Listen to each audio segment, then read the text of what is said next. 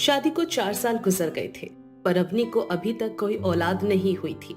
बस इसलिए अवनी की सास शांति उससे चिढ़ा करती थी।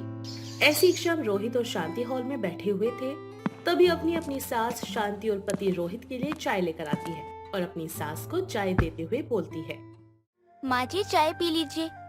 हाँ हाँ दे दे चाय। एक तो तू औलाद तो दे नहीं सकती मुझे, कम से कम चाय ही पी के मैं काम चला लूंगी। माँ कैसी बात कर रही हो आप? अरे मैंने गलत क्या बोल दिया इसको? भाई खानदान को औलाद नहीं दे सकती ये, अब मैं इसको बोलूं भी ना? अरे बोल तो सकती हूँ ना मैं इसको कुछ। माँ जब आप खुद अपनी बहू को ताने दोगी तो दुनिया क्या करेगी? वो ताने नहीं देगी। अरे बेटा मेरी इससे पुरानी दुश्मनी थोड़ी है, जैसे इसके कर्म है ना वैसे ही इसको सुना रही हूँ। माफ करना माँ जी, पर अगर मेरी गोद नहीं भरी तो इसमें मेरी क्या गलती है? ये तो भगवान की देन है ना। बहू बिल्कुल तू ठीक कह रही है, सब ना भगवान की देन होती है। शायद भगवान भी नहीं चाहते कि तेरी गोद भरे, तू है ही कुलक्षणी। अरे बेटा मैं कहती हूँ तू ना दूसरी शादी कर ले, इसको ना छोड़ा कहीं और। अरे तू दूसरी शादी करेगा तू खुश रहेगा, और तू खुश रहेगा तो मुझे औलाद मिलेगी जिसके साथ मैं खेल पाऊंगी। अरे हमारा वंश भी ना आगे बढ़ेगा। बेटा तू कर ले दूसरी शादी। माँ आप जानती हो ना मैं अवनी से कितना प्यार करता हूँ। पत्नी है वो मेरी, और उसके अलावा किसी भी औरत के बारे में मैं बिल्कुल भी सोच नहीं सकता। ये बात याद रखना आप। अरे बेटा मेरी बात तो सुन एक बार। माँ मुझे कुछ नहीं सुना, प्लीज चुप हो जाइए। अरे जब से ये घर पे आई है ना जाने मेरे बेटे पे क्या काला जादू किया है इस लड़की ने। अरे मेरी बात ही नहीं सुनता, सुनने की बात तो छोड़ो, अरे समझता ही नहीं है मेरी बात। तो ये मेरा बेटा जो मेरे वंश को आगे बढ़ाएगा, वो अब नहीं बढ़ेगा क्या मेरा वंश? मेरे बेटे को तो इसने काला जादू कर दिया है और काबू करके रखा हुआ है। अगर ऐसे ही चलता रहा तो मेरा वंश आगे कैसे बढ़ेगा? शांति धीरे से अवनी को बहुत कुछ उल्टा सीधा बोलती है, लेकिन अवनी ये सब कुछ सुन लेती है। पर बेचारी करती भी तो क्या, शायद उसकी जिंदगी में औलाद का सुख नहीं था। समय गुजरता है, दिन पर दिन शांति अवनी को तरह तरह के ताने कसा करती थी। साथ ही वो अपने बेटे रोहित को भी दूसरी शादी के लिए काफी फोर्स करती, पर रोहित अपनी माँ की एक भी बात नहीं सुनता। और ऐसी एक दिन शांति खुद से बोलती है, अरे मैं क्या करूं? ये रोहित तो शादी के लिए मान ही नहीं रहा है। अरे उसको शादी के लिए मनाना ही पड़ेगा। क्या करूं मैं ऐसा? एक काम करती हूँ, अवनी को मना लेती हूँ। अवनी मान जाएगी तो शादी हो जाएगी, शादी हो जाएगी तो वंश आगे बढ़ेगा। हाँ ये सही आइडिया है। अवनी के मनाने से रोहित मान जाएगा, ये सोचकर शांति अवनी के पास जाती है और उससे बोलती है, अवनी बहू मुझे माफ कर दे बेटा, मैंने तेरे साथ बहुत ही गलत किया है। अरे माँ जी ये आप क्या बोल रही हैं? और आप मुझसे माफी क्यों मांग रही हैं? बेटा मैंने तेरे साथ सही नहीं किया। अरे तुझे हमेशा कोसती रही, तुझे बांझ कहती रही और तुझे कितना बुरा भला कहा। एक बात है बेटा, रोहित ने अपने मनपसंद लड़की से शादी की, लव मैरिज की है। मेरे सपने तो चकनाचूर उसी टाइम ही हो गए थे। पर बेटा मैंने सोचा था कि बहू आई है, चलो ठीक है वो संस्कारी है और मैं उसको कुछ बुरा भला ना कहूँ। लेकिन तेरी शादी को 4 साल होने को आए हैं, लेकिन अभी तक बेटा तुम माँ नहीं बन सकी। और मेरा तो बेटा एक सपना था कि घर में एक बच्चा कूदे जिसकी आवाजें मैं सुनते हुए उसके पास जाऊं। लेकिन मुझे क्या पता था बेटा तू बांझ निकलेगी। अब बेटा जो हो गया सो हो गया, अब क्या ही कर सकते हैं। माँ जी पर मैं माँ नहीं बन सकती। बेटा मैं जानती हूँ कि तुम माँ नहीं बन सकती, लेकिन मैं तेरे पास इसीलिए तो आई हूँ कि तेरे से एक मदद मांग सकूं। मदद? पर कैसी मदद माँ जी? अब बेटा तू ही रोहित को दूसरी शादी के लिए मना ले प्लीज बेटा, मैं तेरे हाथ जोड़ती हूँ, अपनी चोली फैलाती हूँ बेटा। अपनी सास की बात सुनकर अवनी को झटका सा लगता है, पर वो अपनी सास को मना नहीं कर सकती थी, क्योंकि उसकी सास ने उससे पहली बार इस घर की खुशियाँ मांगी थी, और खुशियों में कुछ नहीं बल्कि उसकी सौदन थी। मम्मी जी आप चिंता मत कीजिए, मैं रोहित जी से जरूर बात करूंगी। अवनी की बात सुनकर शांति वहाँ से खुशी खुशी चली जाती है, पर अवनी पर क्या बीत रही थी शायद इसका अंदाजा किसी को भी नहीं था। अब शाम को जब रोहित आता है तो रोहित से वो बात करती है। रोहित जी मुझे आपसे कुछ जरूरी बात करनी है। हाँ अब नहीं सुन रहा हूँ, बताओ क्या बात करनी है। देखिए रोहित जी, मैं इस घर को वारिस नहीं दे सकती। साथ ही ये दुनिया आप लोगों को भी मेरे साथ साथ ताने मारने लगी है। रोहित जी, हमने माँ को पहले ही बहुत दुख दिया है। मेरी वजह से माँ हमारी शादी के खिलाफ थी, फिर भी हमने शादी करी। हर चीज हमारे हिसाब से नहीं हो सकती। अवनी, तुम कहना क्या चाहती हो? साफ साफ बोलो ना, मुझे कुछ समझ में नहीं आ रहा है। रोहित जी, मैं चाहती हूँ ना कि आप दूसरी शादी के लिए मान जाइए। इसी बहाने इस घर को एक वारिस मिल जाएगा और माँ को सुकून भी मिल जाएगा। यार कितनी बार समझाऊं तुम लोगों को मैं, लेकिन तुम लोगों की समझने का नाम तक नहीं लेते। यार मैं भी इंसान हूँ, मेरी भी फीलिंग्स है, कोई खिलौना थोड़ी हूँ कि चाबी लगा दिया, चालू कर दिया, बोला जाओ आज इसके पास जाओ, आज उसके पास जाओ, ये करो वो करो, नाच के दिखाओ, ये करो। मैं इंसान हूँ, इंसान, मेरी खुद की फीलिंग्स है। मैं तुमसे प्यार करता हूँ, तुम मेरे लिए काफी हो। इसके आगे मुझे कुछ नहीं सुनना और मैं नहीं सुनना चाहता। नहीं करनी है मुझे कोई दूसरी शादी। बच्चा नहीं होता है ना, ना हो, पूरी लाइफ में तुम्हारे साथ रह सकता हूँ। मुझे कुछ नहीं चाहिए तुम्हारे अलावा। क्यों ऐसा कर रही हो तुम? माँ का तो समझ में आता है, उनकी उम्र हो चुकी है, सठिया गई है वो, लेकिन तुम। देखिए रोहित जी, मैं जानती हूँ कि आप दूसरी शादी नहीं करना चाहते। आप मुझसे बहुत प्यार करते हैं, लेकिन अब मैं भी तो एक बच्चा चाहती हूँ और आपको मेरी कसम है, आपको मेरी बात माननी ही होगी। इस तरह अवनी रोहित को कसम देकर दूसरी शादी के लिए हाँ करवा लेती है। अगली सुबह जब अवनी ये खबर अपनी सास को सुनाती है तो शांति बहुत खुश होती है और खुशी से अपनी बहू को गले लगा लेती है। बहू, तू नहीं जानती तूने आज मेरे लिए क्या किया है। मैं बहुत ज्यादा खुश हूँ कि तूने रोहित को शादी के लिए मना लिया। अब देखियो मैं रोहित की शादी कितनी अच्छी लड़की से कराऊंगी। बहुत अच्छी लड़की ढूंढूंगी बेटा। अब बेटा, मैं तेरा एहसान ना जिंदगी भर नहीं भूलूंगी। शांति की बात का जवाब अवनी नहीं देती और मुस्कुराकर वहाँ से चली जाती है। लेकिन बहू की खामोशी देखकर शांति समझ जाती है कि अपने दिल से नहीं चाहती कि रोहित की दूसरी शादी हो। अवनी का उदास चेहरा देखकर अब उसकी सास शांति अपनी बहू के कमरे में जाती है और उससे कहती है, बहू, मैं जानती हूँ तू रोहित की शादी से खुश नहीं है, लेकिन जरा सोच कि घर में एक बच्चा आएगा और वो तुझे माँ कहेगा। मैं वादा करती हूँ बेटा, तेरी जगह ना कभी तेरी सौतन नहीं लेगी। शांति की बात सुनकर अभी अपनी बस मुस्कुराती है। उसे देखकर शांति कुछ नहीं कहती, अपने कमरे में वापस चली जाती है। समय गुजरता है। गुजरते समय के साथ शांति अपने बेटे रोहित के लिए लड़की ढूंढना शुरू करती है। देखते ही देखते उसकी शादी पूजा नाम की लड़की से हो जाती है। पूजा काफी अमीर घराने से थी, इसलिए उसका रहना सहना खाना पीना सब कुछ अलग था। ऐसे एक दिन पूजा सुबह सुबह उठकर अपनी सौतन अवनी को आवाज देती है, अवनी दीदी, ओ अवनी दीदी, सुबह का ब्रेकफास्ट बना भी है या नहीं? पूजा, सुबह के 7 बज रहे हैं और 7 बजे सब लोग सोकर ही उठते हैं, तो इतनी जल्दी सुबह का ब्रेकफास्ट मैं कैसे बना सकती हूँ? आपको पता नहीं है कि सुबह सुबह मुझे ट्रेनिंग पर जाना होता है। ट्रेनिंग? कौन सी ट्रेनिंग? तुमने आज से पहले तो हमें किसी ट्रेनिंग के बारे में नहीं बताया। देखो दीदी, मैं गवर्नमेंट जॉब की तैयारी कर रही हूँ, इसलिए मुझे सुबह सुबह ट्रेनिंग पर जाना होता है। पहले नहीं बताया तो अब बता रही हूँ। कल से सुबह 7 बजे ही ब्रेकफास्ट तैयार कर लेना। आज तो मैं भूखी जा रही हूँ, लेकिन रोज नहीं जाऊंगी। इतना बोलकर पूजा वहाँ से जाने लगती है। तभी वहाँ पर रोहित आता है। पूजा, जब तुम्हें सुबह सुबह ट्रेनिंग पे उठ के जाना होता है तो सुबह जल्दी उठकर ब्रेकफास्ट बना लिया करो। और एक बात बताओ, खाना बनाना तो आता है ना तुम्हें? तो फिर ये तुम्हारे लिए खाना क्यों बनाएगी सुबह उठकर? अगर जल्दी तुम्हें जाना है तो तुम खुद उठो, खुद बनाओ, खुद खाओ और लेकर जाओ, समझी? देखिए रोहित, मैं आपको सफाई देने के लिए यहाँ रुक नहीं सकती। अगर मैं यहाँ रुकी तो मुझे ट्रेनिंग के लिए लेट हो जाएगा। आप लोगों से तो मैं शाम को बात करती हूँ। इस तरह पूजा रोहित को भी फटकार लगा के चली जाती है। अब शाम को जब सब लोग घर में होते हैं तो पूजा देर से नशे की हालत में पहुंचती है। उसको नशे की हालत में देखकर उसकी सास बड़े गुस्से में पूजा को एक जोरदार थप्पड़ मारती है। अरे पूजा बहू, तू घर में इसलिए आई थी क्या कि तू हमारे घर की बदनामी करा सके? अरे शराब पी के घर में कौन आता है? और तूने तो हमारी लाज शर्म सब उछाल दी है। हाँ, मैं जानती हूँ। आप मुझे इसलिए लेकर आई थी ताकि मैं आपके घर में आपकी पहली बहू की तरह सीधी सादी बनकर इस घर में पड़ी रहूं और आपके अत्याचार सहूं।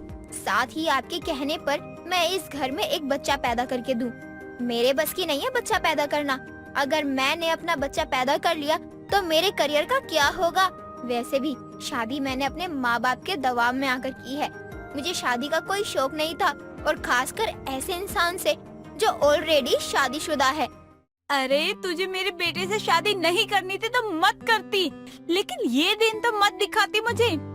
अरे मेरी बेटे की जिंदगी खराब कर दी तूने तो। और माफ करना सासू माँ, लेकिन मैंने आपके बेटे की जिंदगी खराब नहीं करी, बल्कि आपने खुद अपने बेटे की जिंदगी खराब करी है, सिर्फ और सिर्फ एक बच्चे के पीछे।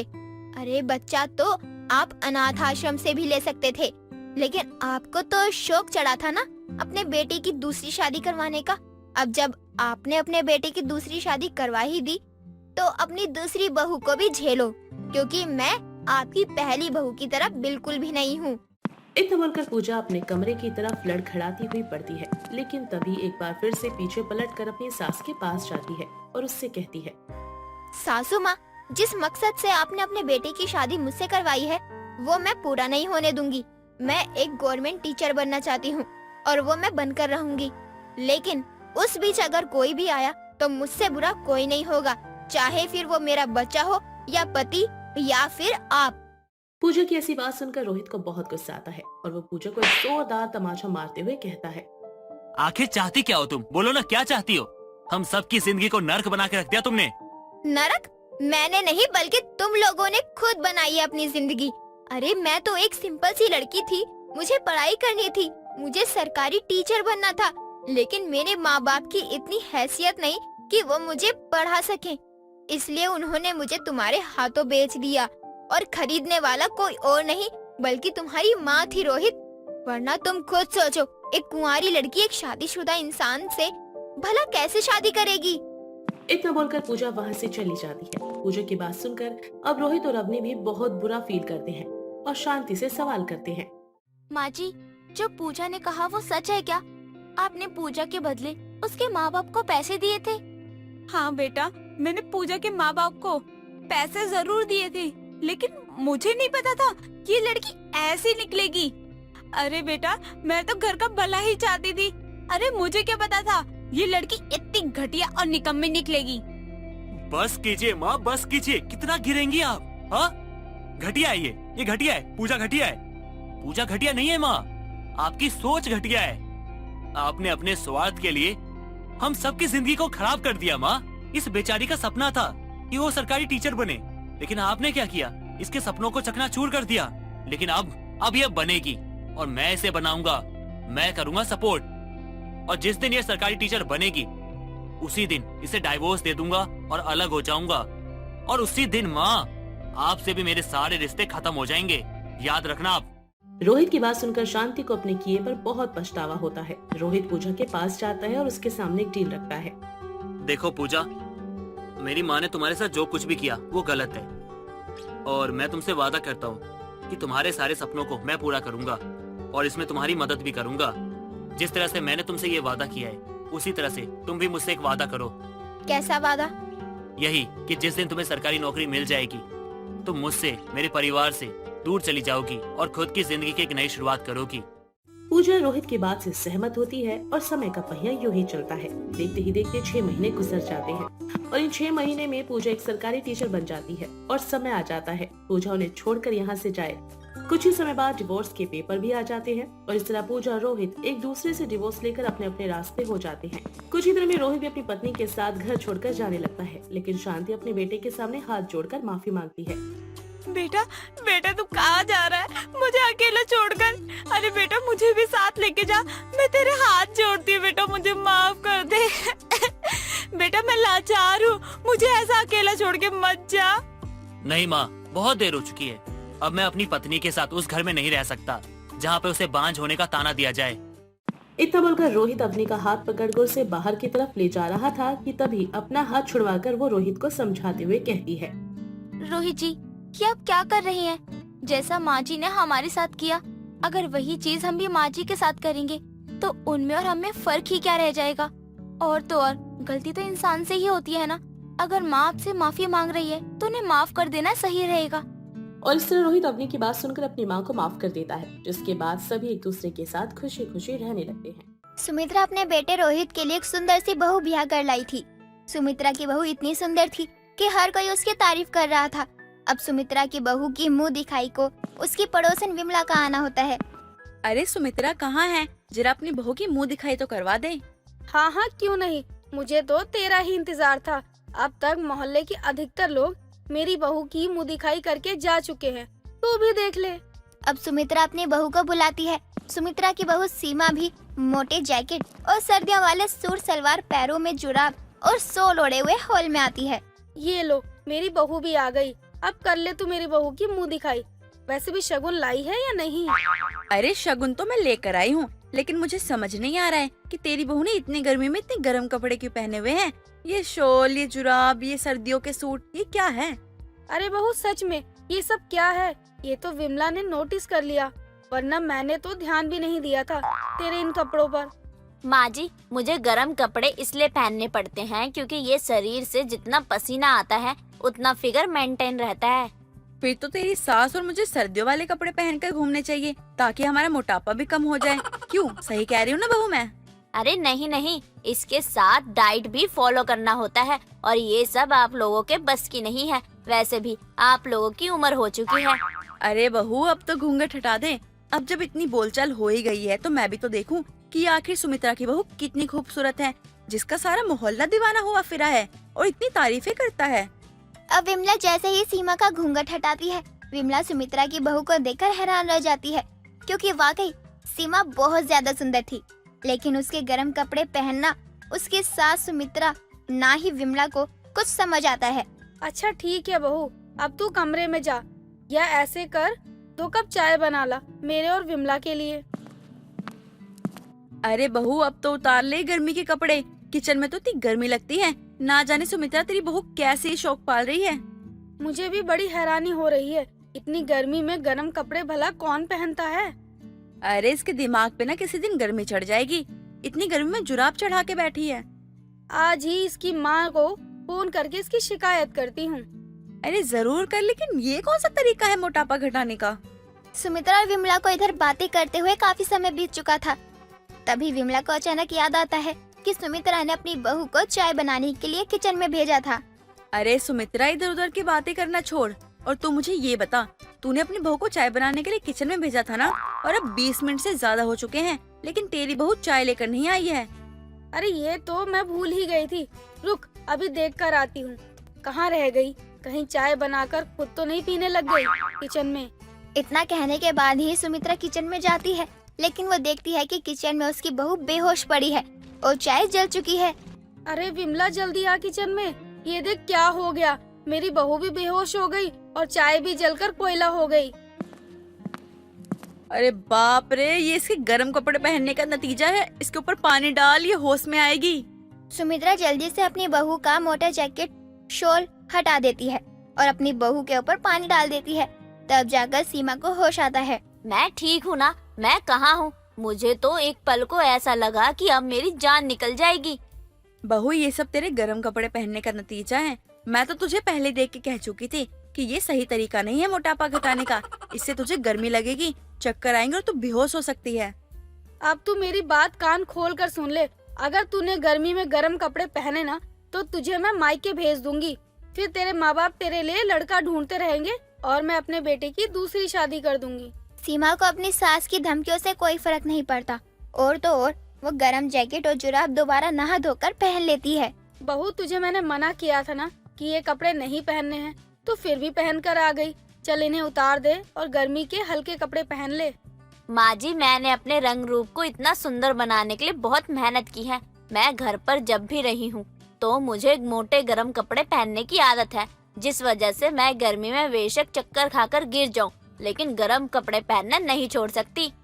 अब की बार अगर तेरे साथ कुछ हुआ ना तो मुझसे बुरा कोई नहीं होगा तेरे लिए। मैं तुझे कह चुकी हूँ, लेकिन तू अपनी हरकतों से बाज नहीं आ रही है। सुमित्रा की बहू सीमा का अब आस पड़ोस वाले भी मजाक बनाने लगे थे, लेकिन फिर भी सीमा को इन सभी बातों से कोई फर्क नहीं पड़ता। अब गर्मी ज्यादा होने के कारण सीमा को घमौरियाँ हो जाती हैं। अरे बहू, कुछ दिन पहले मैंने पाउडर का डब्बा मंगाया था, वो कहाँ है? मिल नहीं रहा है। तूने देखा है क्या? माँ जी, वो पाउडर खत्म हो चुका है। दरअसल मुझे ना घमौरियाँ हो गई है, इसी वजह से मुझे पाउडर लगाना पड़ता है और लगाते लगाते वो खत्म हो चुका है। क्या तुझे घमौरी हो गई? फिर भी तूने गर्म कपड़े पहने हैं। आखिर तू चाहती क्या है? माँ जी, मैंने कहा ना आपको, मेरी सुंदरता का राज ये गर्म कपड़े हैं। मुझे ज्यादा से ज्यादा पसीना आता है, तभी मेरा शरीर निखर जाता है। अगर तुझे इतना ही पसीने बहाने का शौक लग रहा है तो मजदूरी कर ले। 2-4 ईंटें उठाएगी ना तो पसीने से तरतर हो जाएगी। लेकिन मैं धूप में काली भी तो पड़ जाऊंगी ना माँ जी, और आप लोग मुझे जिम जाने नहीं देंगे। माँ भी मुझे जिम नहीं जाने देती थी। माँ कहती थी कि जिम जाएगी ना तो मर्दाना शरीर बन जाएगा। समधन जी तो बहुत अच्छी हैं, लेकिन ना जाने तू किस पर गई है। भगवान बचाए मुझे तुझसे। अब तो मोहल्ले वाले भी मुझे तुझे लेकर ताना मारने लगे हैं कि ना जाने क्यों अपनी बहू को गर्म कपड़े पहनाती है ये। अब क्या कर सकते हैं माँ जी, अच्छे काम के तो सब बुराई करते हैं। लेकिन तू अपनी हरकतों को नहीं छोड़ने वाली है, यही कहना चाहती है ना तू? हाँ बिल्कुल ऐसा ही समझ लीजिए माँ जी, मैं अपने गर्म कपड़े नहीं उतारने वाली हूँ। सुमित्रा अब अपनी बहू से और भी ज्यादा परेशान हो चुकी थी, जिस वजह से वो अब अपनी पड़ोसन विमला से मदद लेती है ताकि उसकी बहू सीमा गर्म कपड़े पहनना छोड़ दे। देख, तेरी बहू ना ऐसे नहीं मानने वाली है। उसके कमरे से पंखा, कूलर, एसी सब हटवा दे। उसके बाद इसे पता चलेगा असली गर्मी आखिर होती क्या है। ये हुई ना बात, अब इसे बताती हूँ कि असली गर्मी होती क्या है। इस औरत ने तो मेरा जीना हराम करके रखा हुआ है। आखिर ये चाहती क्या है? अब अगले ही दिन सुमित्रा अपनी बहू के कमरे से कूलर, पंखा, एसी सब हटवा देती है। अब जब सीमा को ये पता चलता है तो वो अपनी सास को कुछ भी नहीं कहती है। अब मैंने माँ जी को ये कहा कि उन्होंने कूलर, पंखा और एसी क्यों हटाया है, तो वो मुझे ही सुनाने वाली है। लेकिन मैं भी तो क्या ही करूँ। सीमा को अब भी पूरी रात नींद नहीं आती। सीमा का पति तो हॉल में जाकर सो जाता है, लेकिन सीमा हॉल में जा भी नहीं सकती थी, वरना तो सुमित्रा उसे अगले दिन से गर्म कपड़े भी ना पहनने दे। और होता भी ऐसा ही है। अगली सुबह जब सुमित्रा उठती है तो वो अपनी बहू के कमरे में जाती है तो देखती है उसकी बहू गिरी हुई है। बहू तो ठीक तो है ना, तू यहाँ क्यों सो रही है? बहू, कहीं तू बेहोश तो नहीं हो गई ना? अरे कितनी सड़ी गर्मी में इस कमरे में है ये। सुमित्रा अपनी बहू को जैसे तैसे उठाती है और सीमा भी होश में आने के बाद अपनी सास को अपनी आप बीती बताती है। माँ जी, मुझे रात में इतनी गर्मी लगी कि मैं बेहोश हो गई, और अभी आप नहीं आती तो यमराज मुझे लेने के लिए आ ही रहे थे। बस थोड़ा ट्रैफिक जाम में अटक गए थे। चुप कर, और ये भी उतार कर आ। माँ जी, मुझसे भी रात की गर्मी बर्दाश्त नहीं हुई। ये सब मेरे कारण ही हुआ है। तो ध्यान भी तुझे ही रखना चाहिए ना। याद रख, अगली बार अगर तूने ऐसी हरकत करी तो मुझसे बुरा कोई नहीं होगा। देर से ही सही, लेकिन सीमा को अकल तो आती है और उस दिन के बाद से सुमित्रा की बहू सीमा गर्म कपड़े पहनना छोड़ देती है।